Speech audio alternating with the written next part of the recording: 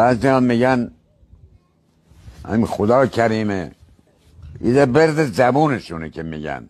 تا اونجایی که ما دیدیم تایپه خدا کریمه همیشه گرفتارن، یا جلو بیمارستانن، یا تو صف داروخونی هن، یا در دادگاهن، یا زندانن، خونه ندارن، یا بدهکارن، همش مشکلات پشت هم مشکل دارن. تایپه خدا کریمه همیشه آواره بودن و بدبخت بودن که ما خودمون یکیشیم. تایپه زیادی هم مثلا یکی دوتی هم نیستن. وقت اونه هم که نزول میدن، اونه هم که به امر خدا نیستن، اونا بیشتر ما دیدیم تو رفاهیم، هیچ ناراحتی هیچ مشکل هم برشون رخ نمیده.